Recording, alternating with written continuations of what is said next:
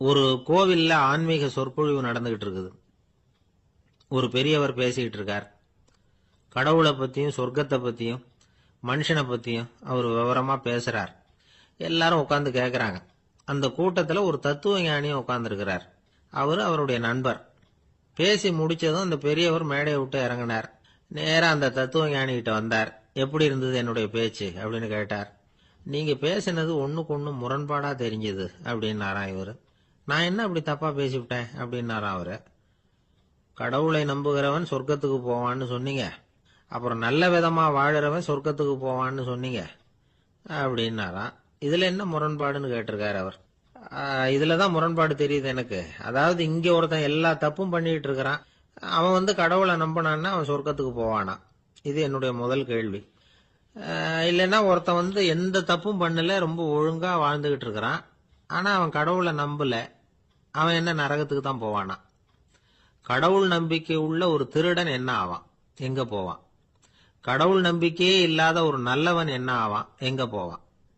ஒருத்தன் இங்க கடவுள் நம்பிக்கையோட வாழறது முக்கியமா அல்லது நல்லவனா வாழறது முக்கியமா? இதுதான் இவர் கேட்ட கேள்வி. இதை கேட்டதும் அந்த பெரியவர் குழம்பி போயிட்டார். அவர் சொன்னது நியாயம் தானே. கடவுளை நம்புறவன் தான் சொர்க்கத்துக்கு போவான்னா பேசாம கடவுளை நம்பிக்கிட்டு இந்த உலகத்துல எல்லா தப்பும் பண்ணிட்டு இருக்கலாமே. பேச்சாளர் குழப்பத்தோட வீட்டுக்கு போனார். படுத்து தூங்கினாரு. ஒரு கனவு வந்தது. கனவுல அவர் ஒரு ரயில்ல வேகமா போயிட்டு இருக்கிறார். எதிரில் உட்கார்ந்துருக்கிறவரை பார்த்து நாம இப்ப எங்க போறோம்னு கேட்டார். சொர்க்கத்துக்கு போயிட்டு இருக்கிறோம் அப்படின்னாங்களாம். ரயில் போய் நின்னுது. இவர் இறங்கினார். இங்க கௌதம புத்தர் இருப்பார், சாக்ரட்டிஸ் இருப்பார், அவங்கள பாக்கிறதுக்கு ஒரு நல்ல வாய்ப்பு அப்படின்னு நினைச்சுக்கிட்டே அங்கேயும் இங்கேயும் பார்த்தார். அங்க யாருமே இல்ல. ஒரே பாலைவனம் மாதிரி இருக்குது. பச்சை இல்ல, பசுமை இல்ல, பூக்கள் இல்ல, மரம்லாம் மொட்டையா நிக்குது. எலும்பும் தோலுமா சில முனிவர்கள் அங்கேயும் இங்கேயுமா உட்கார்ந்து இருக்கிறாங்க. இவர் அவங்க கிட்ட போய் இந்த புத்தர், சாக்ரட்டிஸ் இவங்க எல்லாம் எங்க இருக்கிறாங்கன்னு கேட்டாராம். அப்படி யாரும் இங்க இல்லையே, அவங்க எல்லாம் யாரு அப்படின்னு திருப்பி கேட்டிருக்கிறாங்க. இவருக்கு அதிர்ச்சியா போச்சு. அப்படின்னா அவங்க எங்க போயிருப்பாங்க? உடனே ரயில் நிலையத்துக்கு ஓடி வந்தார். அப்பதான் நரகத்துக்கு ஒரு ரயில் புறப்பட்டுக்கிட்டு இருந்தது. அங்கிருந்து அதுல ஏறி உட்கார்ந்தார்.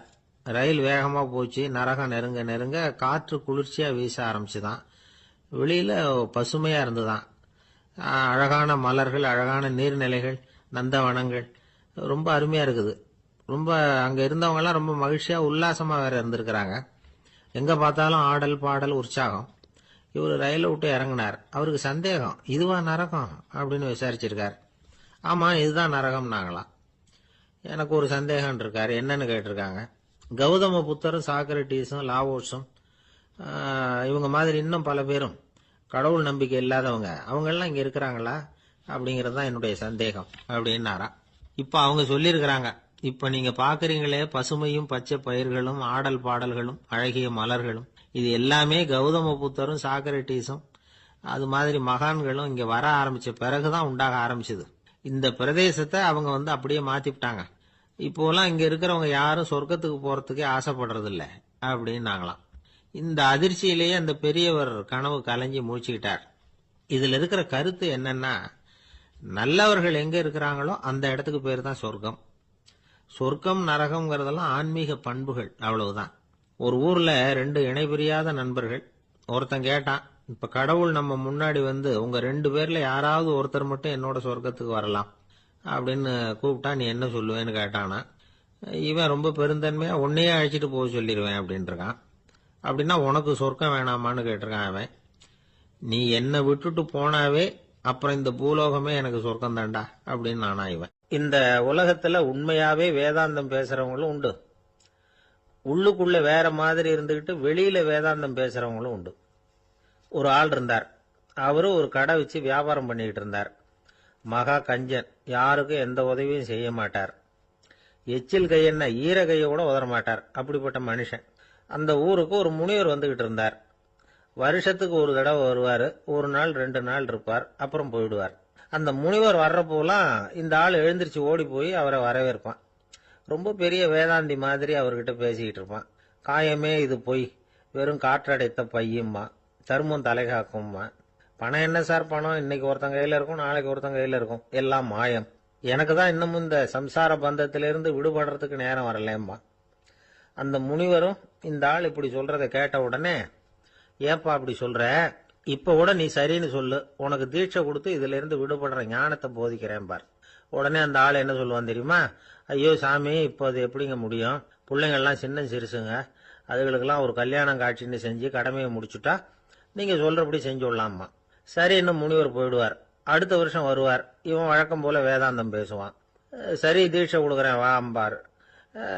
பேரம் பேத்திய பார்க்கணும், கோர்ட்ல கேஸ் ஒன்று இருக்கு, அது முடியணும் அப்படின்னு தயங்க ஆரம்பிச்சிருவான். எல்லாம் சொல்லுவான், ஆனா குடிக்கிறதுக்கு தண்ணி கூட கொடுக்க மாட்டான். ரொம்ப வருஷம் கழிச்சு மறுபடியும் ஒரு நாள் அந்த ஊருக்கு முனிவர் வந்தார். இவன் கடைக்கு வந்தார். அப்புறம் அங்க கல்லாவில் நம்ம ஆள் இல்லை. அவன் புள்ளதான் உட்காந்துருக்கிறான். அப்பாவை போலவே புள்ளையும் எழுந்திரிச்சு ஓடியாந்து முனிவரை வரவேற்றான். அப்பா எங்கன்னு விசாரிச்சாரு முனிவர். ஐயோ, அதை ஏன் கேட்குறீங்க சாமி? உங்ககிட்ட தீட்சை வாங்கி இந்த சம்சார பந்தத்திலிருந்து விடுதலை பெறணும்னு சொல்லிக்கிட்டே இருப்பார். அது நிறைவேறாமலே போய் சேர்ந்துட்டார். போன மாசம் ஒரு நாள் திடீர்னு நெஞ்சு வலிக்குதுன்னார். அவ்வளவுதான், போட்டுன்னு போயிட்டார் அப்படின்னு புலம்புனான் பையன்.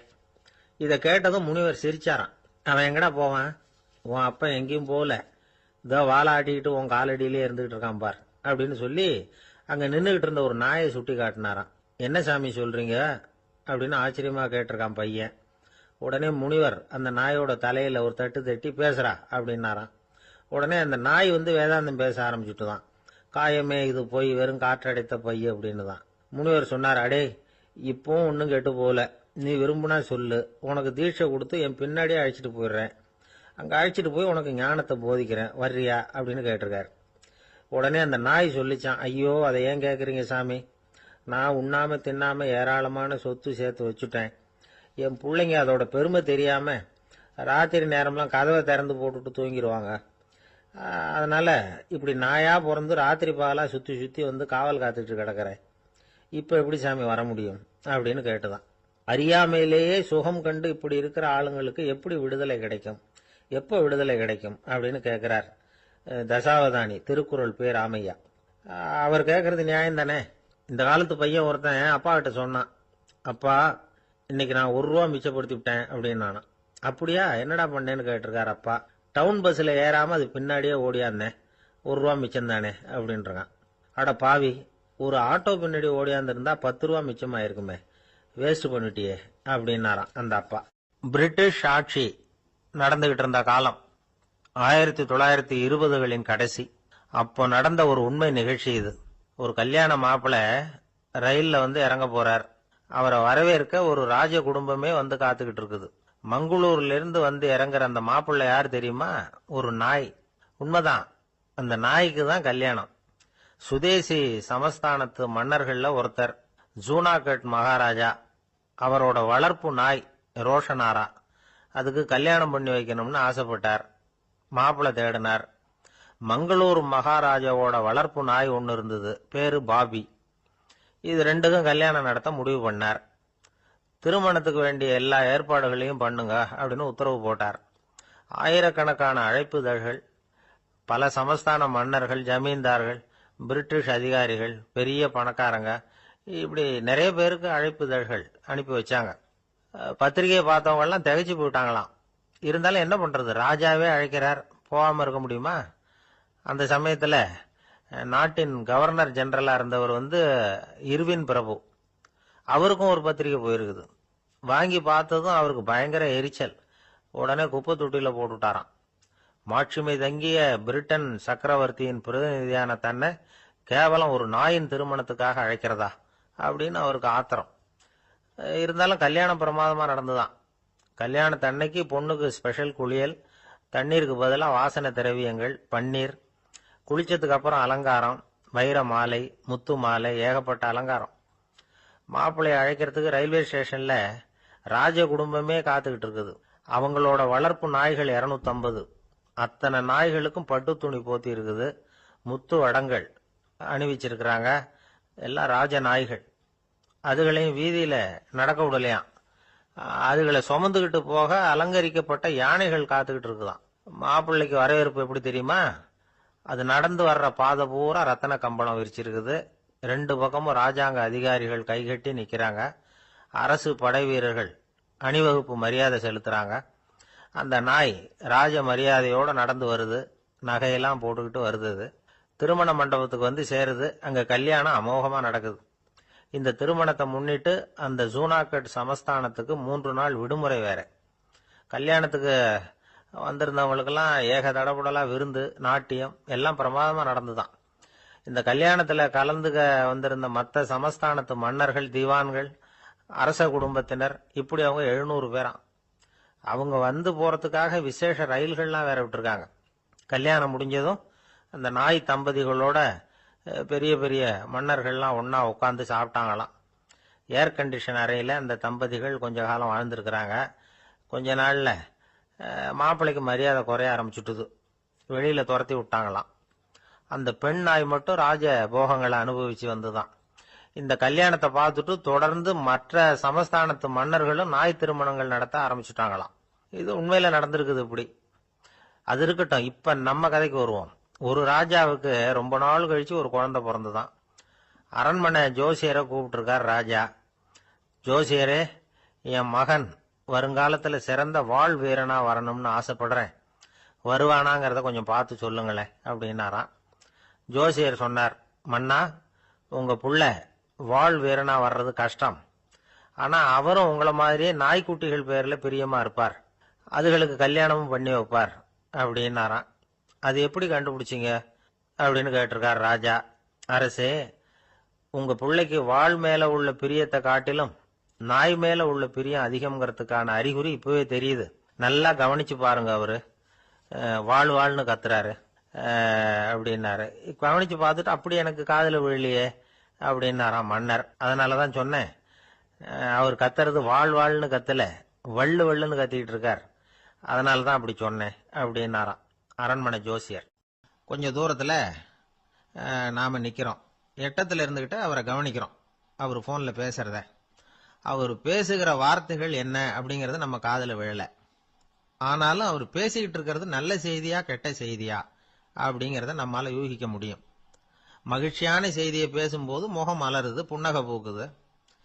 இதுல ஒண்ணு நீங்க கவனிக்கணும். தொலைபேசியில நாம பேசுறப்போ நம்மோட பேசுறவர் எதிரில் இல்ல. அவர் தொலைபேசி வழியா நம்ம குரலை மட்டும்தான் கேட்க போறார். நம்ம முகத்தை அவர் பார்க்க போறது இல்ல. அப்படி இருந்தும் அப்ப நம்ம முகம் ஏன் மலரணும் அப்படின்னா இதுதான் உடல் மொழி, பாடி லாங்குவேஜ் அப்படின்னு சொல்றாங்க. நம்ம அறியாமலேயே நம்ம உடம்பு செய்திகளை தெரிவிக்குது பாருங்க, அதுதான் உடல் மொழி. ஒரு மனிதர் தொலைபேசியில பேசிக்கிட்டு இருக்கிறத நீங்க தூரத்துல இருந்து கவனிச்சுக்கிட்டே அவர் நண்பரோட பேசுறாரா, மனைவியோட பேசுறாரா, குழந்தையோட பேசுறாரா, இல்ல மேல் அதிகாரி கிட்ட பேசுறாரா, அல்லது அவருக்கு கீழே பணிபுரிகிறவர்கள் கிட்ட பேசுறாரா அப்படிங்கறத கண்டுபிடிக்கலாம். அதுக்கு காரணம் அவருடைய உடல் மொழி. இந்த உடல் மொழி கூட நம்ம வாழ்க்கையின் முன்னேற்றத்துக்கு பயன்படும். இத பத்தியெல்லாம் கூட சில நிபுணர்கள் ஆராய்ச்சி பண்ணி பார்த்திருக்கிறாங்க. அவங்க சில விவரங்களை சொல்றாங்க. குறிப்பா ஒருத்தர் தன்னுடைய நாற்காலியில கிட்டத்தட்ட படுத்துக்காத குறையா உட்கார்ந்துருக்கிறாருன்னு வச்சுங்க. எதிர இருக்கிறவர் பேசுறது அவருக்கு பிடிக்கலன்னு அர்த்தமா. தலையை சொரிஞ்சுக்கிறது, வேற வேற திசைகள்ல பாக்குறது, கொட்டாவி விடுறது, கால்களை மாத்தி போட்டு உட்கார்றது, களைப்பா கை விரல்களை அப்படியே பின்னிக்கிறது, அடிக்கடி கடிகாரத்தை பாக்குறது, இப்படிலாம் ஒருத்தர் பண்ணிட்டு இருக்கிறாருன்னா நாம கூடிய சீக்கிரம் அந்த இடத்த விட்டு எழுந்திரிச்சு வந்துடுறது நல்லது. ஏன்னா இதெல்லாம் அவருடைய சலிப்பு, சோர்வு, ஆர்வமின்மை இதுக்கு அடையாளங்கள். நம்முடைய பேச்சு அவரை சலிப்படைய வச்சுட்டதுன்னு அர்த்தம். அவர் ரொம்பவும் சோர்ந்து போயிட்டாருன்னு பொருள். நம்முடைய பேச்சில் அவருக்கு ஆர்வம் இல்லைன்னு அர்த்தம். அதே நேரத்தில் நாற்காலியின் நுனியில அமர்ந்து உடலை முன்னுக்கு நகர்த்தி எதிர இருக்கிறவரின் கண்களை பார்த்துக்கிட்டே பேசினாலும் சரி அல்லது பேச்சை கேட்டாலும் சரி, உங்க பேர்ல மற்றவங்களுக்கு உள்ள பிடிப்பு அதிகரிக்கும். நாம எப்படிப்பட்டவர்ங்கிறத நம்ம உடம்பும் நடை உடை பாவனையும் அடுத்தவங்களுக்கு காட்டி கொடுத்துரும். உங்க உடம்பு, உங்க பார்வை, நடை, உட்கார்ற விதம் இதை வச்சுக்கிட்டே நீங்க பொறுப்புள்ளவரா, முரடரா, அலட்சியமானவரா, மரியாதை தெரிஞ்சவரா, அடக்கமானவரா, நம்பிக்கைக்கு உரியவரா, நாணயம் இல்லாதவரா, பயந்தவரா, திறமசாலியா, அப்பாவியா அப்படிங்கறதெல்லாம் கண்டுபிடிச்சிடலாம். அதனால இந்த உடல் மொழியை புரிஞ்சுக்கிட்டு நம்மளை கொஞ்சம் சரிப்படுத்திக்கிட்டோம்னா வாழ்க்கையில சுலபமா பல காரியங்களை சாதிக்க முடியும். ஒரு மனநல மருத்துவமனை. அங்க ஒருத்தர் ஒரு நாற்காலியில உட்காந்துக்கிட்டு கார் ஓட்டுறது மாதிரி அப்படி பாவனை பண்ணிட்டு இருந்தார். ஸ்டேரிங்கை திருப்புறது மாதிரி, பின்னாடி வர்ற வண்டியை நிக்க சொல்றது மாதிரி, அப்புறம் இவரு ஒதுங்கிக்கிட்டு அவருக்கு வழி விடுறது மாதிரி, இப்படிலாம் சேட்டைகள் பண்ணிட்டு இருந்தார் மனநல மருத்துவமனையில. இத பார்த்துக்கிட்டு இருந்த ஒருத்தர் பக்கத்துல இருந்த இன்னொருத்தர்கிட்ட கேட்டார், இவர் ஏன் இப்படி பண்றாரு, இவருக்கு ஏன் அப்படி வந்தது நிலைமை அப்படின்னு சொல்லி அவர் விசாரிச்சார். அப்ப அவர் விவரம் சொன்னார். வேற ஒண்ணும் இல்லைங்க, இவருக்கு கார் ஓட்டணும்னு ஆசை ரொம்ப காலமா, அது நிறைவேறாம போயிட்டுது. அதுக்கப்புறம் அவர் மனநோயாளியா மாறிட்டார். இங்க அழைச்சிட்டு வந்தாங்க. இங்க அழைச்சிட்டு வந்ததுல இருந்து அப்படிதான் பண்ணிட்டு இருக்கிறார். அப்ப கார் ஓட்டுறது மாதிரிலாம் பாவனை பண்ணிட்டு இருப்பார், திருப்புறது மாதிரி பண்ணுவார், பின்னாடி வர்றவங்களுக்கு இடம் விடுவார், இப்படிலாம் செய்யறார் அப்படின்னு விவரம் சொன்னாங்க. நீங்க சொல்லப்படாதா, இப்ப நீங்க கார் ஓட்டல, வெறும் நாற்காலியில தான் உட்கார்ந்து இருக்கிறீங்க அப்படின்னு நீங்க சொல்லப்படாதா அவருக்கு அப்படின்னு கேட்டாங்க. அது முடியாதுங்க, ஏன்னா அந்த காரை கழுவுறதுக்காக அவர் தினமும் எனக்கு 10 ரூபா கொடுத்துக்கிட்டு இருக்கிறார் அப்படின்னாராம் அங்க வேலை செஞ்சுக்கிட்டு இருந்த ஒருத்தர். அதனால வாழ்க்கையில நாம இந்த உடல் மொழியை புரிஞ்சுக்கணும். உடல் மொழிங்கிறது இப்ப ஆரம்பத்துல சொன்னது மாதிரி அந்த தொலைபேசியில பேசுறவங்கள தூரத்துல இருந்து பார்த்தாவே அவர் யாருகிட்ட பேசுறாரு என்ன பேசுறாருன்னு தெரியும். நம்ம முகத்தை நல்லா வச்சுக்கணும். உடல் மொழியை நம்ம புரிஞ்சுக்கிட்டு பயன்படுத்த ஆரம்பிச்சோம்னா எந்த முயற்சி பண்ணினாலும் அதுல வெற்றி நிச்சயம். ஒரு பூங்கா, அங்க ஒருத்தர் நின்றுட்டு இருக்கிறார். நின்றுகிட்டே ஏதோ ஆழ்ந்த யோசனையில இருக்கிறார். அந்த பக்கமா இன்னொருத்தர் வந்தார். இவரை கவனிச்சார். என்ன யோசனைன்னு கேட்டார். எப்படி எழுந்திருக்கிறதுன்னு யோசனை பண்ணிட்டு இருக்கிறேன்னாரு அவர். கேட்டவருக்கு ஒரு மாதிரி ஆயிட்டது. ஏற்கனவே நின்றுகிட்டு இருக்கிற ஒருத்தர் எப்படி எழுந்திருச்சு நிக்கிறதுன்னு யோசிக்கிறாருன்னா அது ஆச்சரியம் தானே. அதுக்கப்புறம் இவர் யோசிக்க ஆரம்பிச்சார், என்ன இவர் இப்படி பேசுறாரு அப்படின்னு. கீழே விழுந்தாதானே எழுந்திருச்சு நிக்க முடியும். அதனால எழுந்திருக்கணும்னு நினைக்கிறவங்க முதல்ல கீழே விழணும். இவர் முதல்ல கீழே விழணும், அதுக்கப்புறம் தான் எழுந்திருக்கிறது எப்படின்னு சிந்திக்க முடியும். இந்த உலகத்துல எல்லாருமே கீழே விழுந்து எழுந்தவர்கள் தான். இப்ப இந்த குழந்தை பருவத்துல கீழே விழாம நடைபயில கற்றுக்கிட்டவங்க யாராவது உண்டா? சின்ன வயசுல ஒரு தடவை கூட கீழே விழல சார், அப்படியே பிறந்தார் வளர்ந்தார் பெரியவர் ஆயிட்டார் அப்படின்னு யாரையும் சொல்ல முடியாது. அதனால மனுஷங்கிறவன் விழுந்து புரண்டு எழுந்துதான் நடக்க கத்துக்கிறான். ஒரு உண்மையை நாம எல்லாரும் புரிஞ்சுக்கணும். இந்த உலகத்துல தவறு செய்யாத மனிதர்களே யாரும் கிடையாது.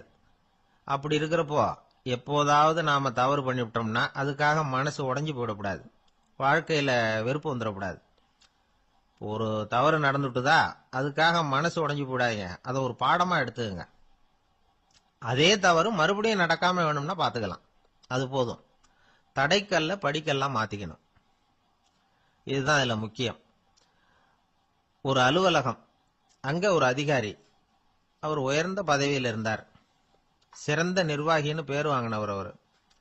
அவர் தனக்கு கீழே வேலை செய்யறவங்க கிட்ட எல்லாம் சொல்லுவாராம், இந்த நிறுவனத்துல நீங்க எத்தனை தடவை வேணும்னாலும் தவறுகள் செய்யலாம், ஆனா ஒரே விஷயம் என்னன்னா ஒரே தவறை மறுபடியும் செய்யக்கூடாது, அது முக்கியம் அப்படின்பாராம். இத மேம்போக்கா பார்த்தா அவர் ஏதோ தன்னுடைய ஊழியர்களை தவறு செய்ய தூண்டுறது மாதிரி தெரியும். ஆனா உண்மை அப்படி இல்லை. இன்னைக்கு என்ன நடக்குது தெரியுமா? அநேகமா எல்லா மனிதர்களுமே ஒரே தவறை தான் மறுபடியும் மறுபடியும் செய்யறாங்க. விளையாட்டு வீரர்கள் ஒரே மாதிரியான தவறுகளை திரும்ப திரும்ப செய்யறது உண்டு. கணக்கு எழுதுறவங்களை பாருங்க, ஒரே தப்ப மறுபடியும் மறுபடியும் செய்வாங்க. அலுவலகம் வருகிறவர்களை கவனிங்க, ஒரு நாள் தாமதமா வந்தா பரவாயில்ல, தினமும் தாமதமா வருவாங்க. இது மாதிரி செய்த தவறையே திரும்ப திரும்ப செய்யறதுக்கு என்ன காரணம் அப்படின்னா சோம்பல், ஞாபக மறதி, கவனக்குறைவு, தன்னுடைய திறமை பேர்ல அளவுக்கு மீறிய நம்பிக்கை, இப்படி இதுல ஏதாவது ஒரு காரணமா இருக்கலாம் அப்படிங்கிறாங்க இது பற்றி ஆய்வு செய்கிற வல்லுநர்கள். ஒரு தடவை செஞ்ச தவிர மறுபடியும் செய்யறது இல்லைன்னு முடிவு செஞ்சுக்கிட்டு அதை செயல்படுத்த கத்துக்கணும், அது போதும், வாழ்க்கை வெற்றிகரமா அமையும் அப்படிங்கிறாங்க அந்த அனுபவசாலிகள். அதனால வெற்றிகரமா வாழ்க்கையில நடைபோட விரும்பும் இளைஞர்கள் தவிர்க்க வேண்டியது என்னன்னா, முதல்ல சோம்பலை தவிருங்கள், சுறுசுறுப்பாக இயங்குங்கள் அப்படிங்கறது அவங்க அறிவுரை. ரெண்டாவது ஞாபக மறதி, எந்த செயல்லையும் ஈடுபாடு வேணும், அக்கறை வேணும். மூணாவது கவனக்குறைவு, எதையும் அலட்சியப்படுத்தக்கூடாது. நாலாவது என்னால முடியாதது எதுவுமே கிடையாது அப்படிங்கிற அளவுக்கு மீறிய நம்பிக்கை, அது ஆபத்துல கொண்டு போய் விட்டுரும். அதனால முதல் தவறு உங்களுக்கு ஒரு பாடமா அமையணும். ஒரு மனிதர், அவர் தன்னுடைய 2 காதுலையும் கட்டு போட்டுக்கிட்டு வந்தார். அவருடைய நண்பர் அதை கவனிச்சுட்டார். என்ன சார் ஆச்சு, 2 காதுலையும் கட்டு போட்டுருக்கீங்களே அப்படின்னு விசாரிச்சார். ஒண்ணுமில்ல சார், வீட்டுல ரொம்ப ஆர்வமா டிவியில கிரிக்கெட் மேட்ச் பார்த்துக்கிட்டு இருந்தேன். அப்போ என்னுடைய மனைவி துணிகளுக்கு அயன் பண்ணிக்கிட்டு இருந்தாங்க. அயன் பாக்ஸை அப்படியே வச்சுட்டு அடுப்பங்கரைக்கு போயிட்டாங்க. அந்த சமயம் பார்த்து டெலிஃபோன் பண்ணி அடிச்சுது. அவசரமா ஓடி போய் அதை எடுத்து காதில் வச்சேன். அப்பதான் தெரியும் அது அயன் பாக்ஸுங்கிற விஷயம். சூடா இருந்ததா, சுட்டு விட்டுது அப்படின்னார். ஒரு காது சரி சார், 2 காதும் ஏன் அப்படி ஆச்சு அப்படின்னு கேட்டார். அதே ஆளு மறுபடியும் போன் பண்ணா சார் அப்படின்னாரு இவர். இவர் எவ்வளவு தூரம் யோசிச்சிருப்பாரு பாருங்க. அதனால ஒரு தவறு மறுபடியும் நடக்கக்கூடாது. முதல் தவறு உங்களுக்கு ஒரு பாடமாக அமையட்டும் அப்படிங்கிறது தான் இதுல இருந்து நாம தெரிந்து கொள்ள வேண்டிய கருத்து. அதனால தவறுகள் அதெல்லாம் தடைக்கெல்லாம் நினைக்க வேண்டாம், படிக்கெல்லாம் நினைப்போம். அப்படி நினைச்சோம்னா வாழ்க்கையில வெற்றி நிச்சயம். அவர் ஒரு நாள் வீட்டு திண்ணையில உட்கார்ந்துருந்தாராம். அப்போ தெருவில் ஒரு பிச்சைக்காரன் அந்த வழியா வந்திருக்கிறான். பிச்சை கேட்டிருக்கான். அந்த சமயத்துல தர்மர் வேற ஏதோ வேலையா இருந்திருக்கிறார். அதனால பிச்சைக்காரனை பார்த்து நாளைக்கு வா அப்படின்னு சொல்லிவிட்டார். அவனும் சரின்னு சொல்லிட்டு போயிட்டான். பீமன் இத பார்த்துக்கிட்டு இருந்தான். உடனே அவன் என்ன செஞ்சான் தெரியுமா? ஒரு முரசை எடுத்துக்கிட்டு கிராமத்தை நோக்கி ஓடனான். முரசை அடிச்சுக்கிட்டு ஏதோ சொல்ல ஆரம்பிச்சுட்டான். தர்மருக்கும் இது தெரிய வந்தது. அவருக்கு ஒன்றும் புரியல. என்னாச்சு உனக்குன்னு கேட்டார். பீமன் சொன்னான், நான் கிராம மக்களுக்கு ஒரு செய்தியை தெரிவிக்க போறேன் அப்படின்னா. என்ன செய்தின்னார். எங்க அண்ணன் காலத்தை வென்றுட்டார் அப்படிங்கிற செய்தியை சொல்ல போறேன்னா. நான் காலத்தை ஜெயிச்சுட்டேனா, எதனால் அப்படி சொல்ற அப்படின்னு கேட்டார். நீங்க பிச்சைக்காரனை நாளைக்கு வர சொன்னீங்களே, அதனாலதான் அப்படின்னா. அதனால என்னன்னார். நீங்க அவனை நாளைக்கு வான்னு சொன்னீங்க, நீங்க நிச்சயமா நாளைக்கு இருப்பீங்களா? அந்த பிச்சைக்காரனும் நாளைக்கு உயிரோட இருப்பானா? நாளைக்கு நீங்க இருந்தாலும் பிச்சை போடக்கூடிய மனோபாவம் உங்களுக்கு இருக்குமா? பிச்சை நிச்சயம் போடுவீங்களா? நாளைக்கு வரைக்கும் அவன் பிச்சைக்காரனாவே இருப்பாங்கிறது என்ன நிச்சயம்? நாளைக்கு உங்க சந்திப்பு நிச்சயம் நடக்குமா? அதனாலதான் நீங்க காலத்தை ஜெயிச்சுட்டீங்க அப்படின்னு சொல்லி அவ்வளவு நிச்சயமா நான் முடிவு பண்ணிவிட்டேன். அப்படி நீங்க நினைச்சதுனாலதான் அவனை நாளைக்கு வர சொல்லியிருக்கிறீங்க. இது எவ்வளவு பெரிய விஷயம். இதை மற்றவங்களுக்கு சொல்லாம இருக்கலாமா? நேரம் ஆயிட்டுது, நான் உடனே ஊருக்குள்ள போய் இதை சொல்லணும், தாமதிக்க முடியாது. ஏன்னா இந்த நேரம் கடந்துட்டுதுன்னா அடுத்த நாழிகை எனக்கு கிடைக்கும்ங்கிறது நிச்சயம் இல்லை அப்படின்னு பீமன் சொல்லி முடிச்சுட்டு புறப்படுறதுக்கு தயாரானான். தர்மர் அவசரமா குறுக்கிட்டார். தம்பி கொஞ்சம் பொறு, நான் தவறு பண்ணிட்டேன். பரிபூர்ண சுதந்திரம் பெற்ற மனிதன் தான் அப்படி பேச முடியும், அப்படி வாக்குறுதி தர முடியும். அந்த பிச்சைக்காரனை இப்பவே கூப்பிடு, ஏதாவது உடனே கொடுத்து அனுப்பி வச்சு விடுறேன். நாளைக்கு என்ன நடக்கும்ங்கிறது யாருக்கு தெரியும் அப்படின்னார். இந்த கதையிலிருந்து நாம உணர்ந்து கொள்ள வேண்டிய உண்மை என்ன தெரியுமா? நிகழ்காலம் ஒண்ணுதான் நம்ம கையில் இருக்கிறது. அதை தவற விடாமல் சரியா பயன்படுத்திக்கணும். கடந்த காலம்ங்கிறது திரும்பி வர போறது இல்ல. எதிர்காலம்ங்கிறது இப்ப நம்ம கிட்ட கிடையாது. அதனால நிகழ்காலத்தை தான் நாம பயன்படுத்திக்க முடியும். ஒரு ஊர்ல ஒரு சோதிடர் இருந்தார். அவர் எதிர்காலத்தை பத்தி அதிகமா சொல்லிட்டு இருப்பார். அவருடைய சோதிடத்தை எப்படியாவது பொய்யாக்கி போடணும் அப்படின்னு சொல்லி 2 இளைஞர்கள் தீர்மானம் பண்ணிட்டாங்க. அதுக்காக ஒரு திட்டம் போட்டாங்க. அது குளிர்காலம். ஒரு இளைஞன் பெரிய கோட்டு ஒன்ன சட்டைக்கு மேல போட்டுக்கிட்டான். அந்த மேல் கோட்டுக்குள்ள ஒரு புறாவை மறைச்சு வச்சுக்கிட்டான். 2 பேரும் அந்த சோதிடர் வீட்டுக்கு போறாங்க. அவரை பார்த்தாங்க. இத பாருங்க, இந்த கோட்டுக்குள்ள ஒரு புறாவை மறைச்சு வச்சிருக்கிறோம். அந்த புறா இப்ப உயிரோட இருக்கா, இறந்து போச்சா, இத நீங்க சொல்லணும். சரியா சொல்லிவிட்டா உங்க ஜோசியத்தை நம்புறோம் அப்படின்னாங்க. இவங்க மனசுக்குள்ள என்ன திட்டம்னா, புறா உயிரோட இருக்குன்னு அவர் சொல்லிவிட்டாருன்னா அப்படியே கையால் அமைக்க அதை கொண்டுட வேண்டியது. புறா உயிரோட இல்லைன்னு சொல்லிவிட்டாருன்னா அப்படியே உயிரோட எடுத்து காட்டிவிட வேண்டியது. இதுதான் அந்த இளைஞர்களோட திட்டம். அவர் என்ன பதில் சொன்னாலும் அவர் சொல்றது பொய்ன்னு நிரூபணம் பண்ணிவிடலாம்ல. இதுதான் அவங்க நம்பிக்கை. இந்த சோதிடர் எல்லா வகையிலையும் தப்பிக்க முடியாதுன்னு அவங்க நம்பினாங்க. ஆனா அந்த சோதிடர் சொன்ன பதில் இவங்களை திகைக்க வச்சுட்டுது. அவர் என்ன சொன்னார் தெரியுமா? உங்க கோட்டுக்குள்ள இருக்கிற புறா உயிரோட இருக்கா செத்து போச்சா அப்படின்னு தானே கேக்குறீங்க. அது உங்க கையில இருக்கு. அது சாகவும் இல்லை, உயிரோடவும் இல்லை. அந்த பறவையின் வாழ்வும் சாவும் உங்க கையில தான் இருக்குன்னார். இவங்க தோல்வியை ஒத்துக்கிட்டாங்க. இந்த கதையை நமக்கு ஒரு உண்மையை உணர்த்துது. இன்றைய இளைஞர்கள் எதிர்காலம்ங்கிற பறவையை தங்களுக்குள்ள வச்சிருக்கிறாங்க. அந்த பறவையின் வாழ்வும் தாழ்வும் அவங்க கையில தான் இருக்கு. நமது வாழ்க்கைங்கிறது நமது கையில. நாம நல்லா இருக்கிறதும் இல்லாம போறதும் நாம தான் காரணம். ஒரு மருத்துவமனை படுக்கையில கிடந்த நோயாளி சொன்னார், டாக்டர் என்னோட வாழ்வும் சாவும் உங்க கையில தான் இருக்கு, ஏன்னா இப்ப எனக்கு ஆபரேஷன் பண்ண போறது நீங்க அப்படின்னாரு. பயப்படாதீங்க, எல்லாம் நாங்க பாத்துக்கிறோம்னாரு டாக்டர். அதுக்கு இல்ல டாக்டர், நான் இது வரைக்கும் ஆஸ்பத்திரி பக்கமே வைத்தியத்துக்குன்னு வந்ததில்லை, இதுதான் எனக்கு முதல் ஆபரேஷன், அதுதான் பயமா இருக்குன்னார் நோயாளி. டாக்டர் சொன்னார், எனக்கும் இதுதான் முதல் ஆபரேஷன், அதுக்காக நான் என்ன பயப்படுறேன்னா பாருங்க, தைரியமா இருங்கன்னார். அதனால நம்ம வாழ்க்கையை நாம தான் தீர்மானிக்கணும். அப்படி அதை தீர்மானிக்கிற பக்குவம் நமக்கு வந்துட்டதுன்னா வாழ்க்கையில வெற்றி நிச்சயம். ஒரு பெரிய காடு, அந்த காட்டுக்கு மத்தியில ஒரு ஆசிரமம். அங்க ஒரு முனிவர் இருந்தார். பல இடங்கள்ல இருந்து வர்ற குழந்தைகளுக்கு அவர் பாடம் சொல்லி கொடுத்துக்கிட்டு இருக்கிறார். ஏழை பணக்காரர் அப்படிங்கிற வித்தியாசம்லாம் கிடையாதுங்க. எல்லாரும் அவர்கிட்ட தங்கள் பிள்ளைகளை அனுப்பி வச்சாங்க. மன்னர்களுடைய பிள்ளைங்க கூட அங்க அவர்கிட்ட தான் படிக்கிறதுக்கு வருவாங்க. ஆனா அந்த முனிவரை பொறுத்த வரைக்கும் எல்லா பிள்ளைங்களும் ஒண்ணுதான். இது யார் வீட்டு பிள்ளைன்னு எல்லாம் பார்க்க மாட்டார், எல்லாரும் சமம். மாணவர்கள்லாம் அங்கேயே மாச கணக்குல வருஷ கணக்குல தங்கி இருந்து பாடம் கத்துக்கிட்டு போறது வழக்கம். அவரா பார்த்து போன்னு சொல்ற வரைக்கும் அங்கேயே இருக்கணும், படிக்கணும். குருகுல வாசம். ஒரு சமயம் ஒரு ராஜகுமாரனும் அவர்கிட்ட படிச்சுக்கிட்டு இருந்தான். அவனுக்கு ஒரு 15 வயசு இருக்கும். சில வருஷம் கழிச்சு அந்த முனிவர் தன்கிட்ட இருக்கிற மாணவர்களுக்கெல்லாம் பரீட்சை வச்சார். அவங்களுடைய அறிவு முதிர்ச்சியை கணிக்கிறதுக்காக பல சோதனைகள்லாம் வச்சார். ஒவ்வொருத்தரா பார்த்து, இனிமே நீங்க உங்க வீட்டுக்கு போகலாம் அப்படின்னு சொல்லி அனுப்பி வச்சுக்கிட்டு இருக்கிறார். எல்லாரும் போயிட்டாங்க. கடைசியா மிஞ்சி இருந்தது ஒரே ஒரு மாணவன். அவனை மட்டும் வீட்டுக்கு அனுப்பல. யார் அந்த பையன் தெரியுமா? அவன்தான் அந்த ராஜகுமாரன். ராஜகுமாரனுடைய தந்தைக்கு, அதுதான் அந்த ராஜாவுக்கு, அங்க வயசு ஏறிக்கிட்டே போகுது. என்ன இது, படிக்க போன பையன் இன்னும் திரும்பி வரலையே அப்படின்னு நினைச்சார். வந்துட்டா சீக்கிரமா அவனுக்கு பட்டம் கட்டி விட்டு நாம விலகிக்கலாமே அப்படின்னு நினைச்சாரு. கல்யாணம் வேற பண்ணி பார்க்கணும் பையனுக்கு. ஆனா பையன் வர்ற வழியை காணும். ராஜா பார்த்தார். சரி, நேர்லயே போய் என்னன்னு தெரிஞ்சுட்டு வந்துருவோம் அப்படின்னு காட்டுக்கு புறப்பட்டார்.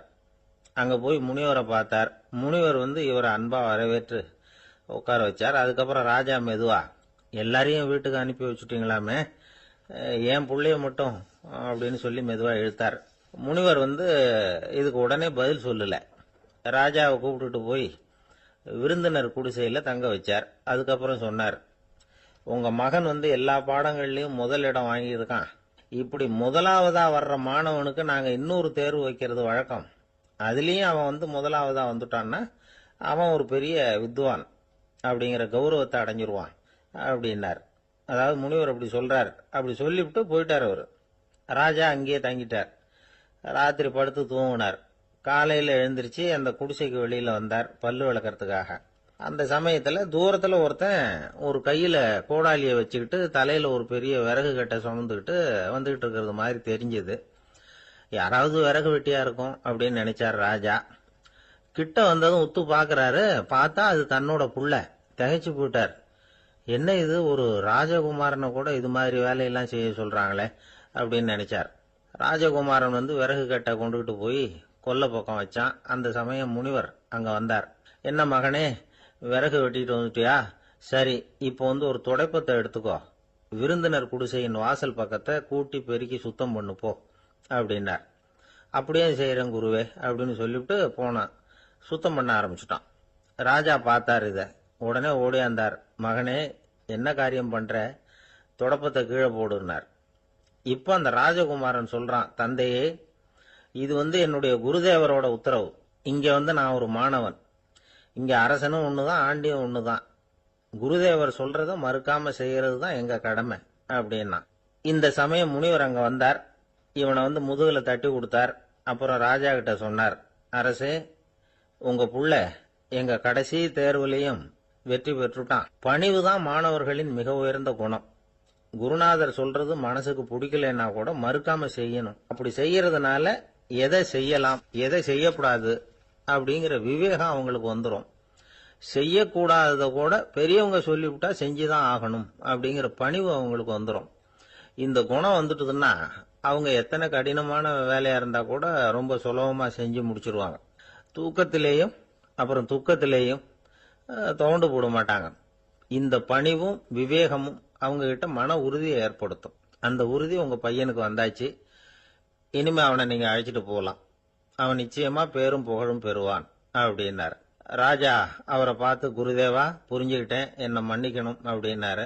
அதுக்கப்புறம் மகனை அழைச்சிக்கிட்டு நாட்டுக்கு திரும்பி வந்துட்டார். இந்த கதைய இன்று ஒரு தகவல்ல சொல்லுங்க சார், உங்க நிகழ்ச்சியில சொல்லுங்க சார் அப்படின்னு சொல்லி மாணவர்கள் கேட்டா பணிவா இருக்கிறது எப்படி அப்படிங்கறத புரிஞ்சுக்குவாங்க அப்படின்னு சொன்னார் ஒருத்தர். சரி சொல்லுவோம், அதுக்கு முன்னாடி நேர்லயே ஒரு பையன்கிட்ட சொல்லி பார்க்கலாமே அப்படின்னு தோணுச்சு. உடனே ஒரு பையனை கூப்பிட்டோம். ஏன்பா உங்க வாத்தியார் உனக்கு இது மாதிரி ஒரு பரீட்சை வச்சா என்ன பண்ணுவேன் அப்படின்னு கேட்டோம். நானும் அப்படிதான் சார் நடந்துக்குவேன், விறகு வெட்டுவேன், தொடப்பத்தினால கூட்டி சுத்தம் பண்ணுவேன், உடனே செஞ்சு முடிச்சிருவேன் சார் அப்படின்னா. பலே பரவாயில்லையே அப்படின்னோம்.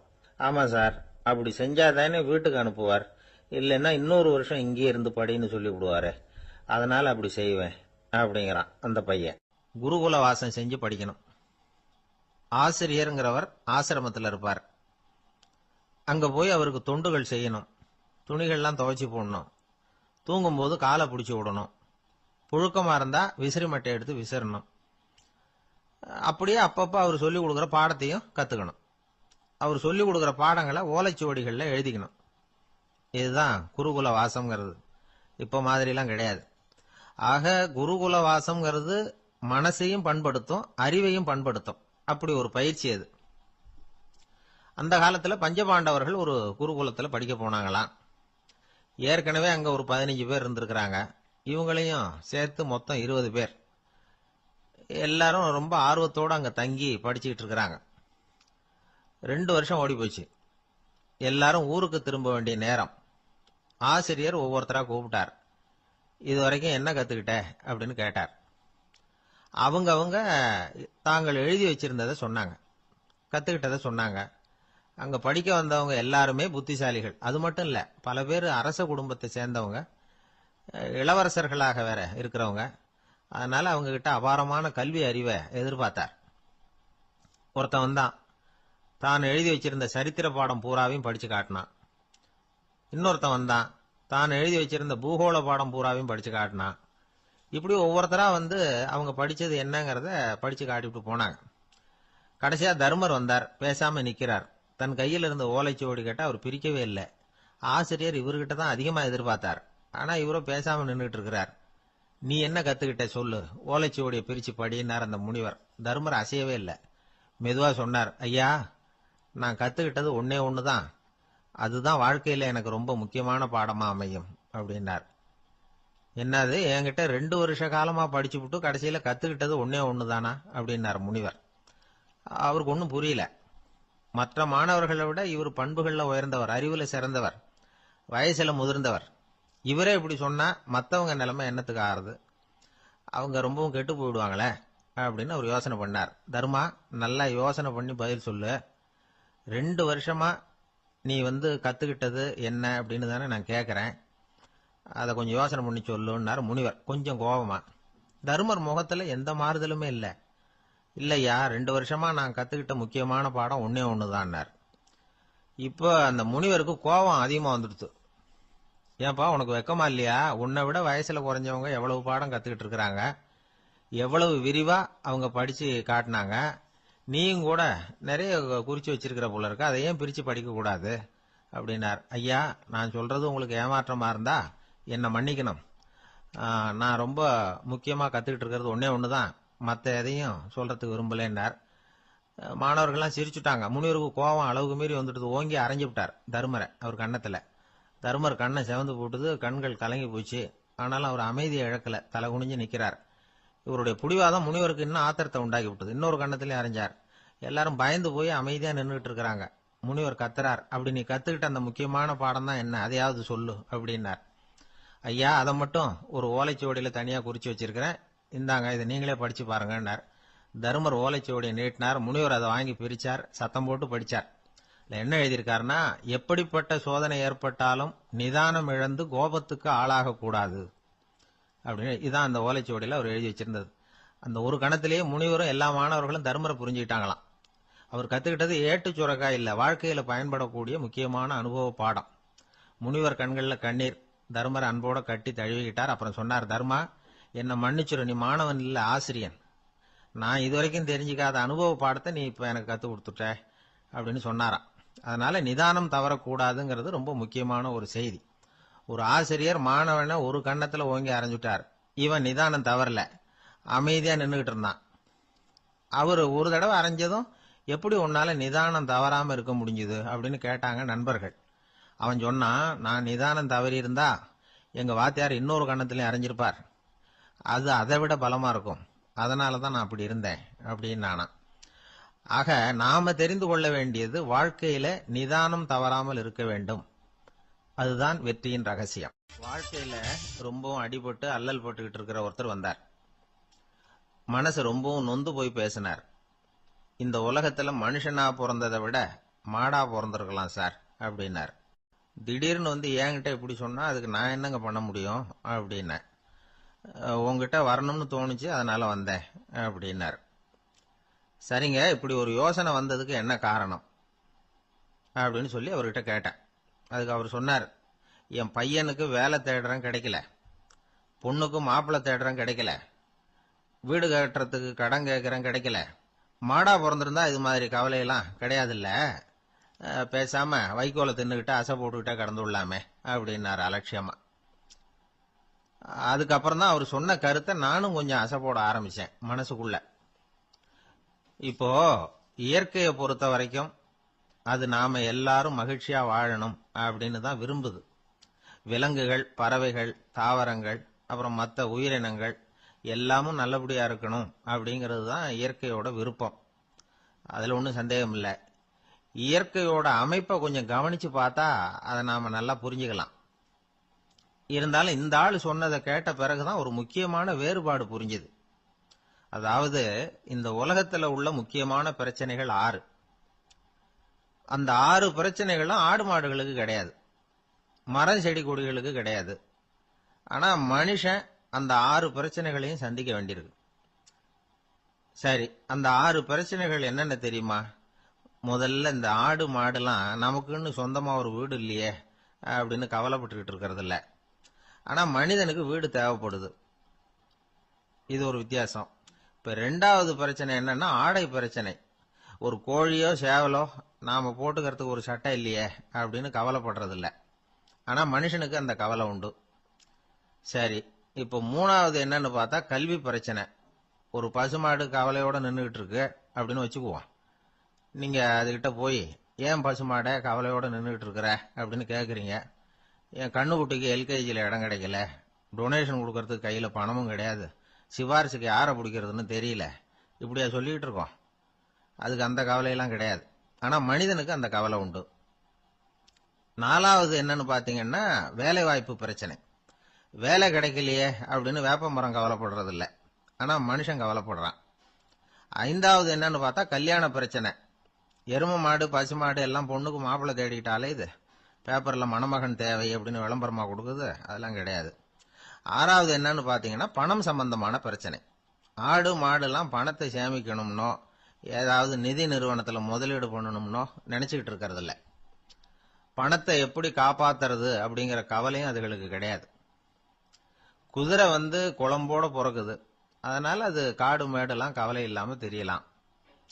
ஆடு வந்து உடம்புல ரோமத்தோட பிறக்குது, அதனால அது குளிரை பத்தி கவலைப்பட வேண்டிய அவசியம் இல்லை. ஆனா மனுஷனை பாத்தீங்கன்னா அவன் தான் ஒண்ணுமில்லாம பிறக்கிறான். ஏன் இந்த பாகுபாடு அப்படின்னு கேட்டா இத பத்தி கொஞ்சம் சிந்திச்சு பார்க்கணும். அதாவது இந்த சந்தேகத்தை ஒரு பெரியவர்கிட்டையும் கேட்டேன். அவரு சொன்னார் இதுக்கு பதில். அவர் இதே கேள்வியை இயற்கை கிட்ட கேட்டாராம். இயற்கை பதில் சொல்லிச்சான், வேற யாருக்கும் கொடுக்காத ஒரு வலுவான கருவிய, ஒரு பவர்ஃபுல் வெப்பன் மனுஷனுக்கு கொடுத்திருக்கிறேன்னு, அந்த கருவியை உபயோகப்படுத்தி அந்த 6 பிரச்சனையை மட்டும் இல்ல 6 கோடி பிரச்சனைகள் இருந்தாலும் அதையெல்லாம் சமாளிக்கலாம். அது கருவி என்ன தெரியுமா? அதுதான் 6வது அறிவு. அதை உபயோகப்படுத்தினா காலுக்கு செருப்பு தயார் பண்ணிக்கலாம், குளிருக்கு போர்வை தயார் பண்ணிக்கலாம், என்ன வேணும்னாலும் செய்யலாம் அப்படின்னு இயற்கை பதில் சொல்லிச்சான். அதனால நாம செய்ய வேண்டியது என்னன்னா இயற்கையை முதல்ல சரியா புரிஞ்சுக்கணும். இயற்கையின் படைப்பையே நாம வந்து சரியா புரிஞ்சுக்கிறது இல்லையே, அதுதான் வேதனை. இந்த கதையை கேளுங்க. இப்ப நகரத்திலிருந்து ஒரு ஆளு கிராமத்துக்கு வந்தான். அங்க ஒரு சிறுவன் மாடு மேய்ச்சிக்கிட்டு இருந்தான். நகரத்து ஆள் சொன்ன, எவ்வளவு அழகான பசு, அது சரி இதுக்கெல்லாம் ஏன் கொம்பு இல்லைன்னா. இதுக்கு அந்த பையன் பதில் சொன்னான், பசுமாட்டுக்கு கொம்பு இல்லாததுக்கு பல காரணங்கள் உண்டு. கண்ணுக்குட்டியா இருந்தா கொம்பு இருக்காது, பசு வளர்ந்து பெருசானதுக்கு அப்புறம் தான் கொம்பு முளைக்கும், இது ஒரு காரணம். சில சமயம் வளர்ற கொம்பை எடுத்து விடுறது உண்டு, அது ஒரு காரணம். ஆனா இதுக்கு ஏன் கொம்பு இல்லைன்னு கேக்குறீங்க. அதுக்கு என்ன காரணம்னா இது பசு இல்ல குதிரை அப்படின்னானா. ஒரு சின்ன பையன் என்னை தேடிட்டு ஓடி வந்தான். ஒரு கதை சொல்லுங்கன்னா, சொந்தமா எதுவும் தெரியாத என்ன, உங்களுக்கு சொந்தமா எதுவும் தெரியாதுன்னு எனக்கும் தெரியும் அப்படின்னா. இந்த பையன் அடிக்கடி என்கிட்ட வந்து கதை கேட்கிறவன், அதனால என்னோட ரகசியம்லாம் அவனுக்கு அத்துப்படி. அதனால தான் அவ்வளவு தெளிவா அடிச்சு விடுறான். சரி, இப்ப என்ன செய்யலாம்னு, பழைய கதை ஏதாவது ஒன்று சொல்லுங்களேன்னா. உனக்கு கிருஷ்ணதேவராயரை தெரியுமான்னு. அவர்கிட்ட நேரில் பழக்கம் இல்லை, ஆனா அவரை பத்தி புஸ்தகத்துல படிச்சிருக்கேன்னா. சரி, இவங்கிட்ட மேற்கொண்டு பேச்சு கொடுத்தா நம்மள ஒரு மாதிரி ஆக்கி விடுவான் அப்படிங்கிறத யூகம் பண்ணிக்கிட்டு அவனை உட்கார வச்சு கடைசி வரைக்கும் குறுக்க பேசக்கூடாது அப்படின்னு ஒரு கண்டிஷனையும் போட்டுட்டு அந்த கதையை சொன்னேன். ஒரு சமயம் கிருஷ்ணதேவராயர் சமஸ்தானத்துக்கு ஒரு பெரிய வித்வான் வந்து சேர்ந்தாராம். என்னோட போட்டி போடுறதுக்கு இந்த ஊர்ல யாராவது இருக்கீங்களா அப்படின்னு சவால் விட்டாராம். அந்த ஊர்ல இருந்த பெரிய பெரிய வித்வான்லாம் இது ஏதுடா வம்பா போச்சுன்னு நினைக்க ஆரம்பிச்சிட்டாங்க. யாரும் அந்த ஆளோட போட்டி போடுறதுக்கு தயாரா இல்லை. எல்லாரும் நடுங்கிட்டு இருக்கிறாங்க. அந்த நேரத்துல ஒருத்த மட்டும் தைரியமா முன்னுக்கு வந்தான். அது யாருன்னா தெனாலிராமன். அந்த சமஸ்தானத்துல விகட கவி அவன். என்ன அனுப்புங்க போட்டிக்கு, நான் ஜெயிச்சு காட்டுறேன்னா. உனக்கு அவ்வளவு தைரியம் இருக்குதா அப்படின்னு கேட்டாங்க. தைரியம் மட்டும்தான் என்கிட்ட இருக்குது, ஆனா தைரியம் இருந்தா அதிர்ஷ்டம் தேடிட்டு வருங்கிறது எனக்கு தெரியும் அப்படின்னா. அடுத்த நாள் போட்டி ஆரம்பமாச்சு. அந்த பெரிய வித்வான் வந்து நின்னார். தெனாலிராமன் எதிரில் வந்து நின்னான். அந்த வித்வான் ஒரு விரல காட்டினார். தெனாலிராமன் பதிலுக்கு 2 விரல காட்டினான்.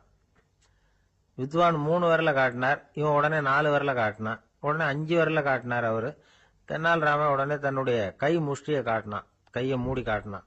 அவ்வளவுதான். அந்த பெரிய வித்வான் கிருஷ்ணதேவராயர் காலில் விழுந்தார். நான் தோத்துட்டேன், என் தோல்வியை ஒத்துக்கிறேன் அப்படின்னு சொல்லிவிட்டார்.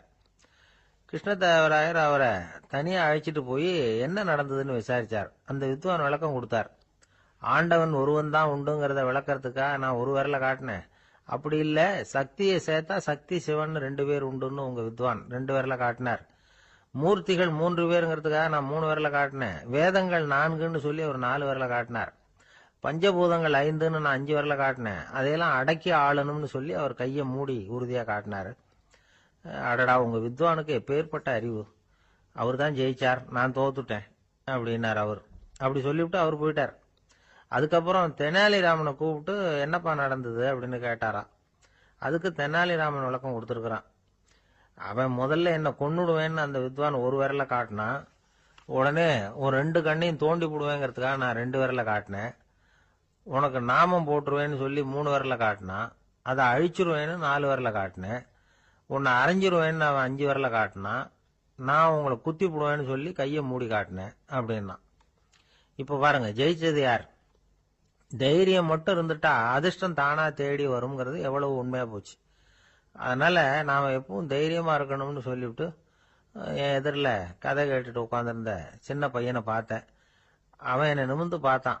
அவன் தன்னோட கை கால் 2ஐயும் ஒரு மாதிரியா என் முன்னால தூக்கி 20 விரல காட்டினான். எனக்கு ஒன்றும் புரியல. இதுக்கு என்னப்பா அர்த்தம்னு கேட்டேன். இதே கதையை இதுக்கு முன்னாடி என்கிட்ட 20 தடவை நீங்க சொல்லியிருக்கீங்கன்னு அர்த்தம் அப்படின்னு. ஒரு நண்பர் அவசர அவசரமா என்கிட்ட ஓடி வந்தார். அப்புறம் சொன்னார், என்னால நம்பவே முடியல சார், என் பையனா இப்படி அப்படின்னு சொல்லி ஆச்சரியப்பட்டார். உங்க பையன் அப்படி என்னதான் செஞ்சுட்டான்னு கேட்டேன். என்னால முடியாத ஒரு காரியத்தை அவன் சுலபமா செஞ்சுட்டான் சார் அப்படின்னார். அது என்ன, உங்களால முடியாத காரியத்தை அவன் செஞ்சுட்டாங்கிறீங்க, அது என்ன காரியம்னு தான் சொல்லுங்களேன். என்ன, 5ஆம் வகுப்புல அவன் ஒரே தடவையில பாஸ் ஆயிட்டான் சார். அதாவது ஒரே அட்டம்ப்ட்ல பாஸ் ஆயிருக்கிறான் அப்படின்னார். மூச்சு வாங்க. கஷ்டப்பட்டு பரீட்சை எழுதினவன் அவன், இவருக்கு மூச்சு வாங்குது. நம்மால செய்ய முடியாத ஒரு காரியத்தை இன்னொருத்தர் செய்யும் போது அது நமக்கு ஆச்சரியமா தெரியுது. இப்ப சர்க்கஸ் பாக்குறோம், அங்க ஒருத்தர் அந்த இடத்துல தொங்குறார். அதை பாக்குறப்போ அது நமக்கு ஆச்சரியமா தெரியுது. ஏன்னா அது மாதிரி அந்த இடத்துல தொங்குறதுங்கிறது நம்மால முடியாத காரியம். நம்மால முடியாத ஒன்ன அடுத்த ஒருத்தர் ரொம்ப சுலபமா செய்யறப்போ நாம மருள்வது இயற்கை. இதைத்தான் தொல்காப்பியம் மருட்கை அப்படின்னு சொல்லுது. இந்த வியப்பு இருக்குதே, இது 4 வகையில ஏற்படுதான். அதையும் தொல்காப்பியம் தான் சொல்லுது. அது என்ன 4 வகை அப்படின்னா, முதல் வகை எப்படின்னா புதுமையான அரிய செயல்களை செய்வது. 2வது வகை என்னன்னா பெரிய செயல்களை செய்யறது. 3வது வகை எப்படின்னா மிக நுட்பமான செயல்களை செய்யறது. 4வது வகை ஆக்கம் தரும் செயல்களை செய்யறது. புதுமை, பெருமை, சிறுமை, ஆக்கமோடு மதினம் சாலா மருட்கை நான்கே அப்படிங்கிறது தொல்காப்பியம். இன்னைக்கு விஞ்ஞானம் புதுசு புதுசா எதையோ கண்டுபிடிச்சுக்கிட்டு இருக்குது. அந்த கண்டுபிடிப்புகளை எல்லாம் பார்க்கறப்போ ஆரம்பத்துல ஆச்சரியமா இருக்கு, அதுக்கப்புறம் நமக்கு பழகி போடுது.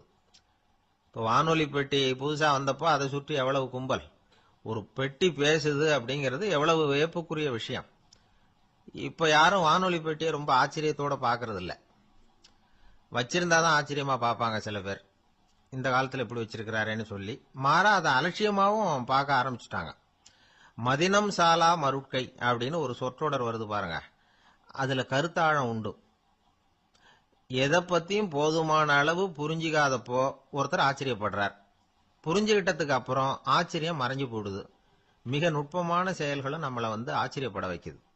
ஒரு அரிசியில ஒரு திருக்குறள் எழுதி காட்டுறாங்க, ஒரு முட்டை ஓட்டுக்குள்ள ஓவியம் தீட்டி காட்டுறாங்க. கருங்கல் சிற்பங்கள்ல எவ்வளவு நுட்பமான வேலைப்பாடுகள், அதையெல்லாம் பார்த்து ஆச்சரியப்படுறோம்.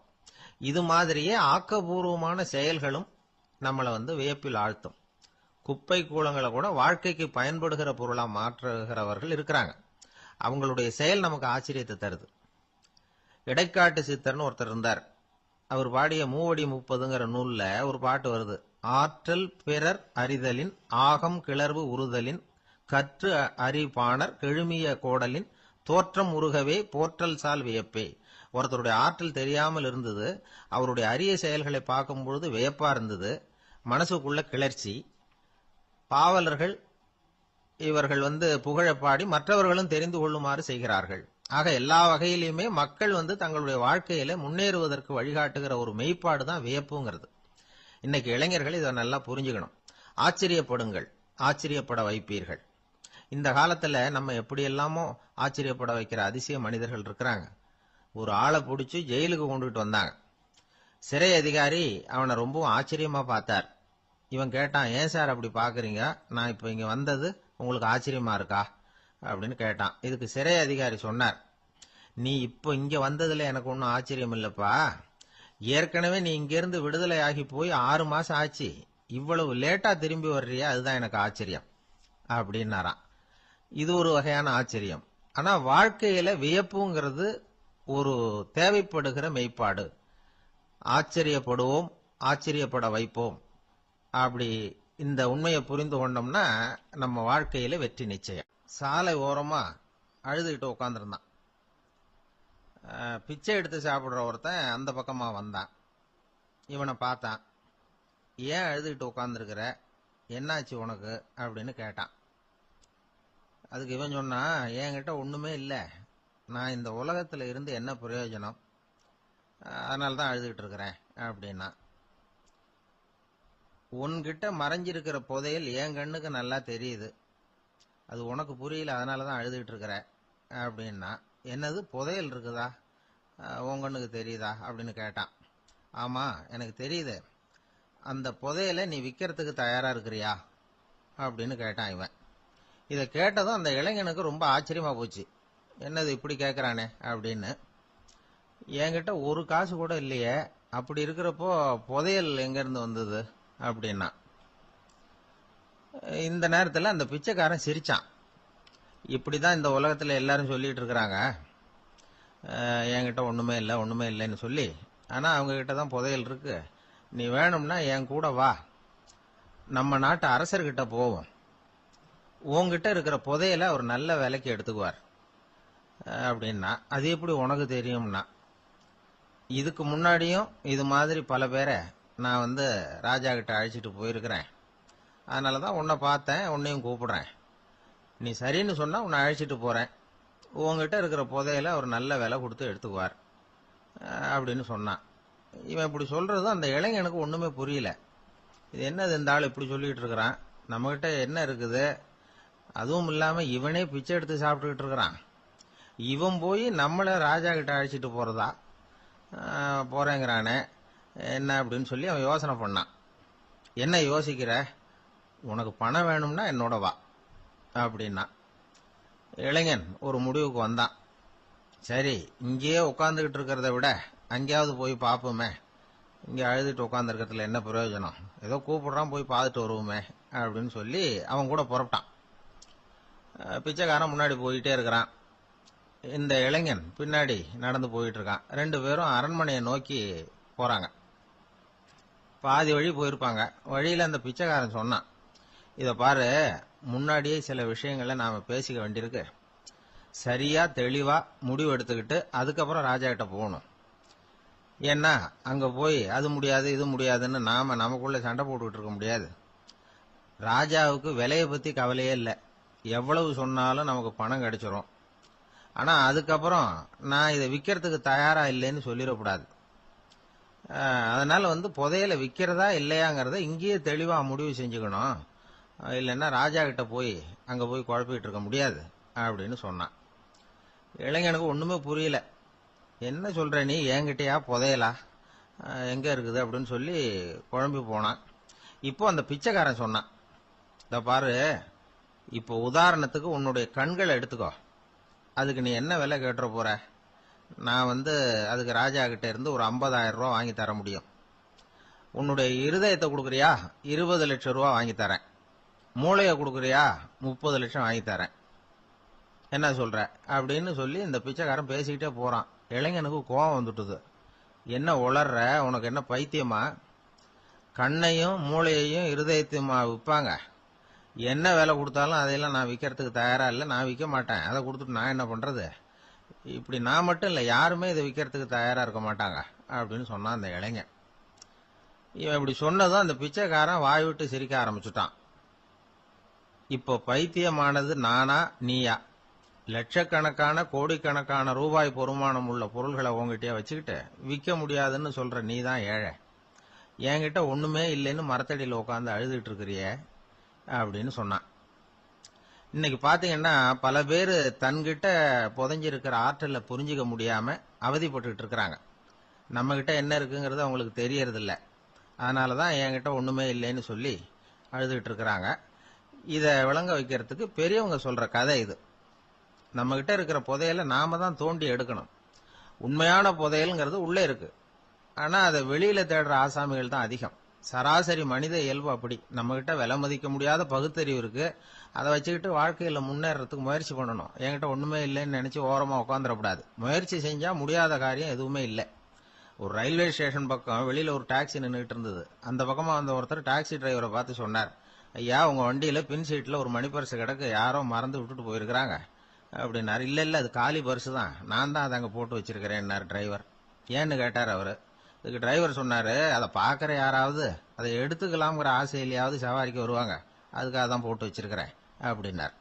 கத்திய தீட்டாதே புத்திய தீட்டு அப்படின்னு ஒரு பெரியவர் புத்தி சொன்னார். அதை கேட்ட ஒரு இளைஞன், அது எப்படி பெரியவரை புத்திய தீட்டுறது?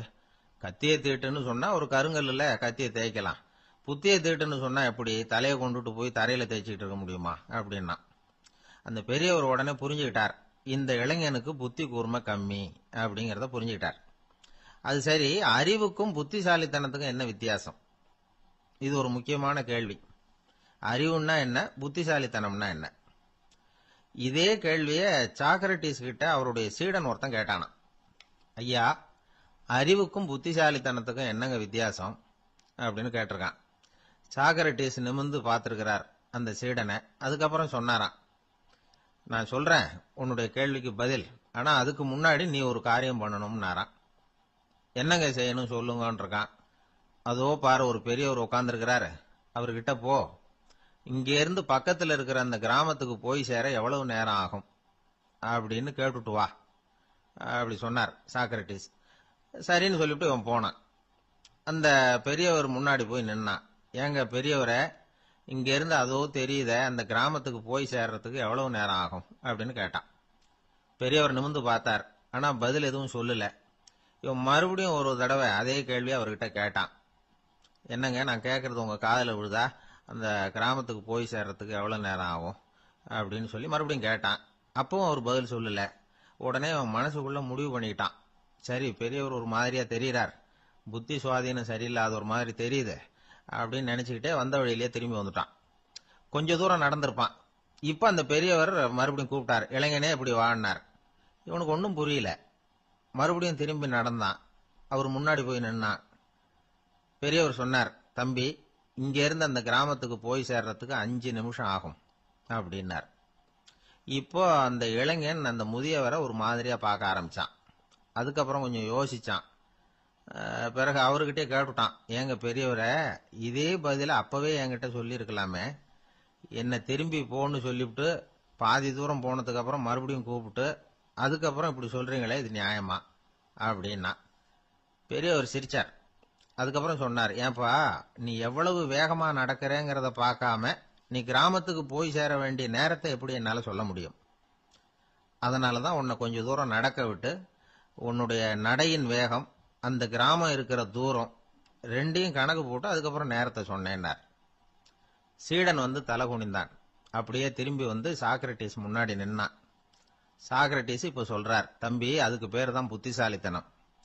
இந்த அறிவு கூர்மை வந்து எல்லா இளைஞர்களுக்கும் வரணும் அப்படிங்கறதுக்காகத்தான் கத்தியை தீட்டாத புத்தியை தீட்டு அப்படின்னு பெரியவங்க எல்லாம் சொல்லிட்டு இருக்கிறாங்க. புத்தியை தீட்டுறவங்க எல்லாம் வாழ்க்கையில அறிவாளியாராங்க, தீட்டாதவங்க கோமாளியாராங்க. இதுதான் இன்னைக்கு நடக்கிறது. அதனால அறிவு கூர்மைங்கிறது வேற. இந்த காலத்து ஆசாமி ஒருத்தர் இன்னொருத்தரை பார்த்து கேட்டார், ஏங்க, ஒரு விமானம் இங்கிருந்து புறப்பட்டு 2 மணி நேரத்துல மதுரைக்கு போய் சேருது.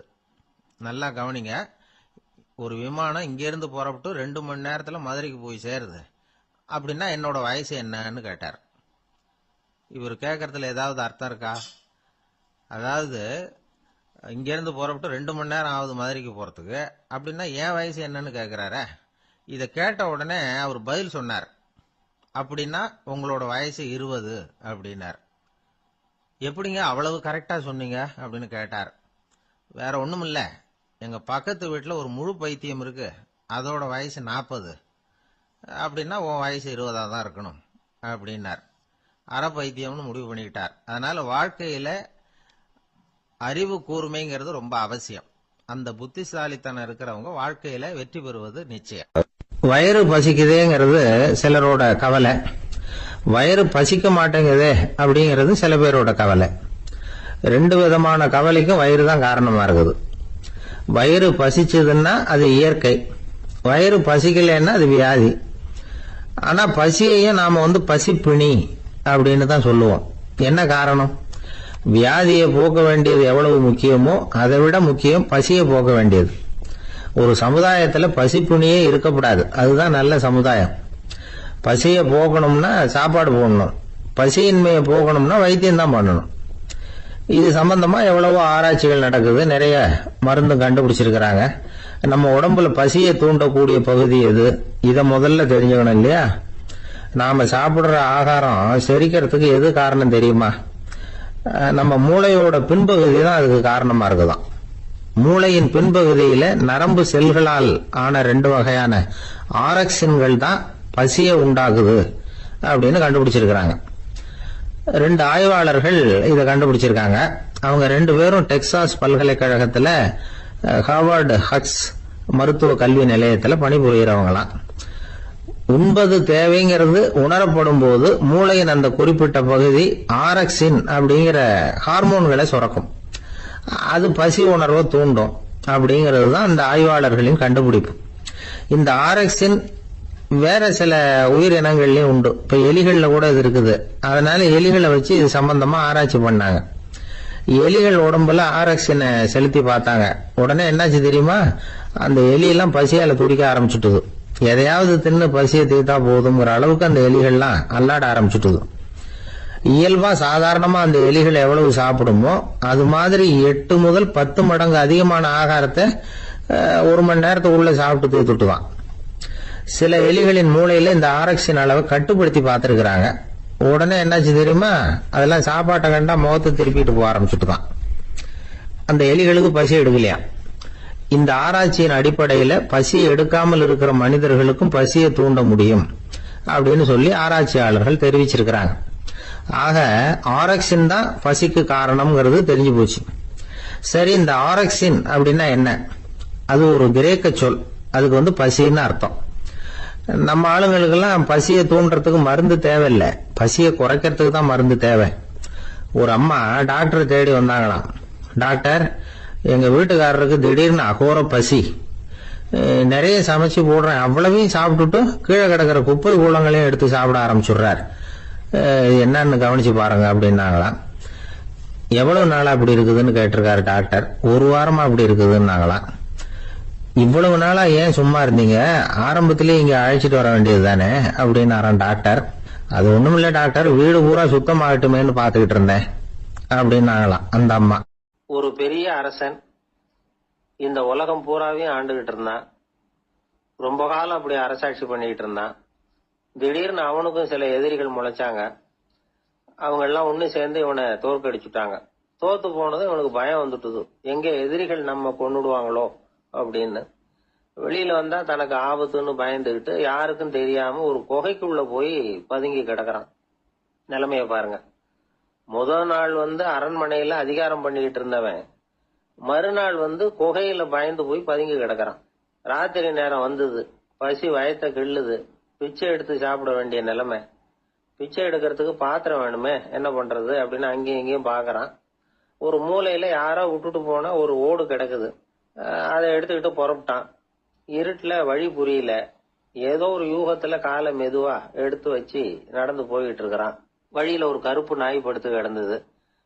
இருட்டுல அவன் இது கண்ணுக்கு சரியா தெரியல, அவனுக்கு தவறி போய் காலை வச்சுட்டான் அது மேல. நாய் சும்மா இருக்குமா, வள்ளுன்னு விழுந்து கடிச்சு விட்டுது. காலை பாக்குறான், காலத்தையும் நினைச்சு பாக்குறான். அரண்மனையில வீரக்கழல் அணிந்த காலை உடைய மன்னா அப்படின்னு புகழ்வாங்களே புலவர்கள்லாம், ஆனா அது இன்னைக்கு நாய் கடிச்ச காலம் ஆயிட்டுதே அப்படின்னு நினைக்கிறான்.